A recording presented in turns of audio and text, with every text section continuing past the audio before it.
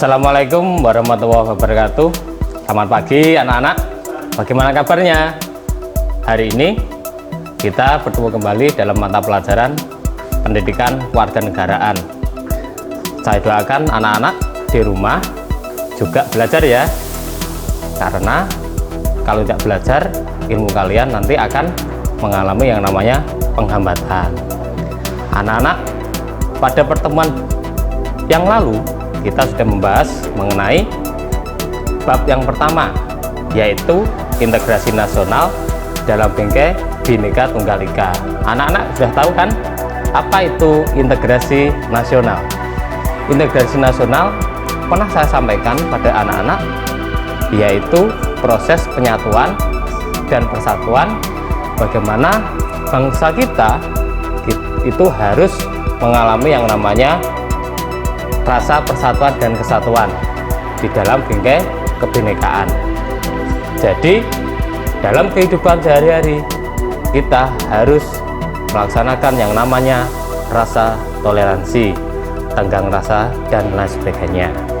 Itu bab yang pertama yang sudah pernah saya sampaikan pada anak-anak. Bab yang kedua, ternyata di dalam proses penyatuan itu ada yang namanya hambatan, yaitu ancaman di dalam kebinekaan. Kemarin juga sudah saya sampaikan, yaitu ancaman-ancamannya. Ancaman terhadap integrasi nasional bisa dari ancaman politik, ancaman ekonomi, ancaman sosial budaya. Kemarin juga sudah saya terangkan dan anak-anak juga sangat senang sekali dan sudah paham mengenai bab yang kedua. Nah, kali ini anak-anak, saya akan menyampaikan materi selanjutnya. Setelah kita mempelajari bab 1 dan bab 2, di bab terakhir kita akan mempelajari tentang wawasan Nusantara. Nah, saya yakin anak-anak sudah tidak asing lagi dengan wawasan Nusantara. Bahwasanya negara kita yang besar, yang terdiri atas negara kepulauan, negara yang terdiri atas kebinekaan, yang diapit dua benua. Benua apa aja itu? Anak-anak tahu? Ya, betul. Benua Asia dan benua Australia. Kemudian negara kita juga sangat strategis. Selain diapit oleh dua benua, juga diapit oleh dua samudra. Samudra apa aja? Samudra Hindia dan Samudra Pasifik. Baik anak-anak, sebelum kita masuk apa itu wawasan Nusantara, terlebih kita harus tahu dulu, kita sebagai warga negara yang baik harus tahu yang namanya rasa persatuan dan kesatuan. Nah, sebelum saya menjelaskan tentang wawasan Nusantara, saya ingin menyampaikan, anak-anak pernah ikut nggak kegiatan pramuka?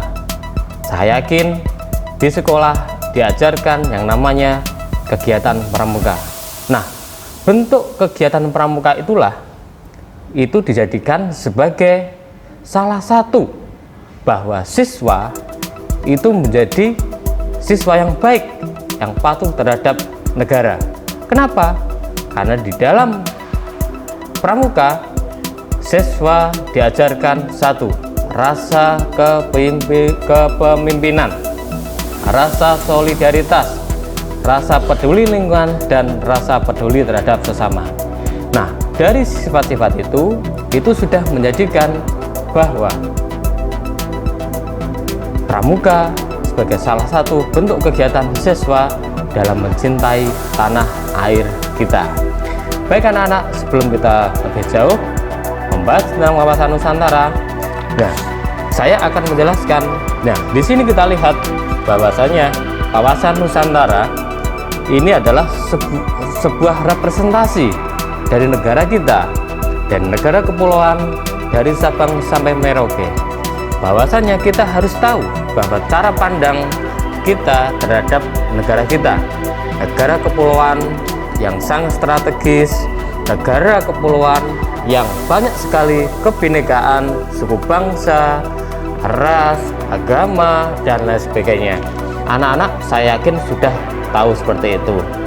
Nah, baik, kita akan mempelajari tentang wawasan Nusantara. Jadi wawasan Nusantara itu bermula ketika tahun 1928 pemuda-pemuda Indonesia ingin menjadikan negara kita menjadi negara yang merdeka. Pada tanggal 28 Oktober 1928 ada peristiwa apa? Ayo, tahu nggak? Nah, kan tahu kan? Itu adalah peristiwa Sumpah Pemuda. Ya, Sumpah Pemuda itu adalah sebuah representasi perjanjian. Perjanjian apa? Janji setia rakyat Indonesia berbahasa satu, berbangsa satu, dan bertanah air. Dari situlah itu dikembangkan menjadi cita-cita yang besar, dan akhirnya pada tanggal 17 Agustus 1945 sudah dilegalkan bahwa negara Indonesia adalah sebagai negara yang merdeka. Nah, ikrar bersatu dan nasionalisme dalam sejarah perjuangan bangsa Indonesia merupakan salah satu ciri khas dari wawasan Nusantara. Sampai di sini anak-anak sudah tahu? Saya yakin pasti tahu. Anak-anak bisa membuka referensi di internet, di buku. Harus kalian lakukan. Salah satunya adalah anak harus membaca bacaan buku yang terkait dengan wawasan Nusantara. Nah, jadi wawasan Nusantara dapat didefinisikan, yaitu kata wawasan menunjukkan cara pandang, cara melihat, dan cara tinjau individu. Nusantara itu merupakan gambaran kepulauan yang ada di Indonesia dari Sabang sampai Merauke. Nah, ini diapit oleh dua benua, benua Asia dan benua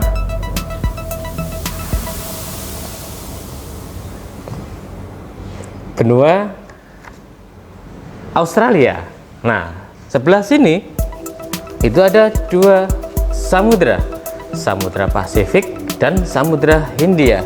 Inilah anak-anak konsep wawasan Nusantara, bahwa kita harus menghargai yang namanya kesatuan teritorial yang sangat luas, yang sangat besar. Kita harus menghargai itu.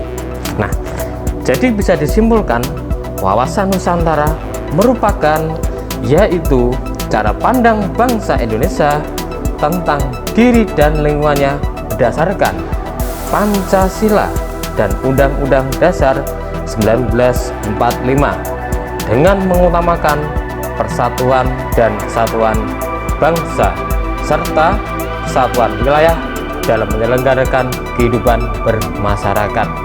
Jadi anak-anak sampai di sini anak-anak sudah harus tahu. Karena apa? Anak-anak harus bisa mengimplementasikan dalam bentuk sikap